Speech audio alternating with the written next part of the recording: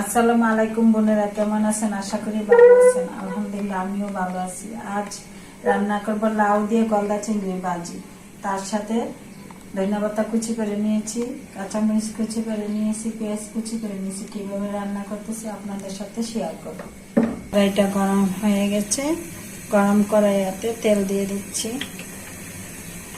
তেলটা গরম হয়ে গেছে, আমি পেঁয়াজ কুচিগুলো দিয়ে দিচ্ছি।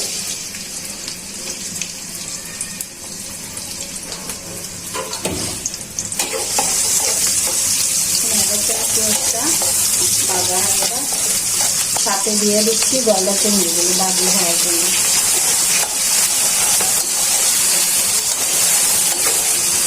সাথে দিয়ে দিচ্ছি স্বাদ মতো লবণ।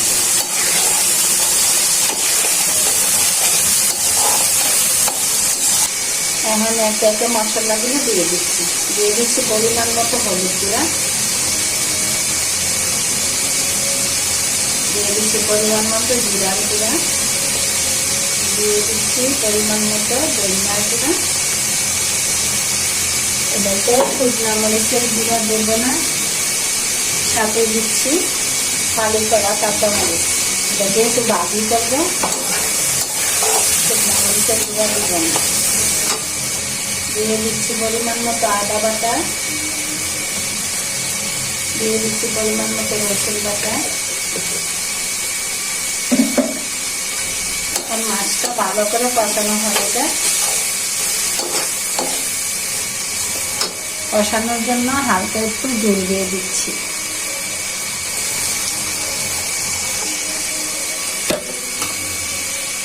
এখন কষানো হয়ে যায়।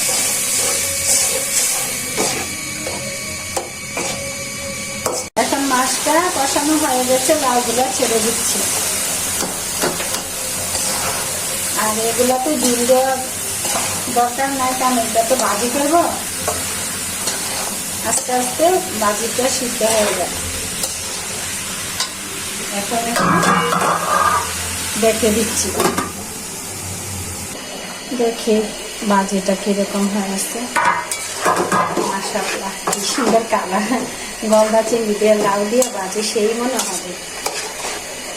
প্রায় সিদ্ধ হওয়ার দিকে, অল্প যে রেখে দিয়ে একটু সিদ্ধ হলে ভালো লাগবে। দেখি ভাজিটা হয়েছে কিনা। হ্যাঁ, ভাজিটা হয়ে গেছে। চুলা গাছটা কমাবো। এখন ধনিয়া পাতাগুলো ছিটিয়ে নিই। বোনেরা, ভাজিটা হয়ে গেছে। বোনেরা ভালো থাকবেন, সুস্থ থাকবেন। আমার ভিডিওগুলো বেশি বেশি দেখবেন, লাইক করবেন, কমেন্ট করবেন। আমার সাথে এতক্ষণ থেকে ভিডিওটা দেখার জন্য আপনাদের কাছে আমি অনেক কৃতজ্ঞ। ধন্যবাদ আপনাদেরকে। আল্লাহ হাফেজ।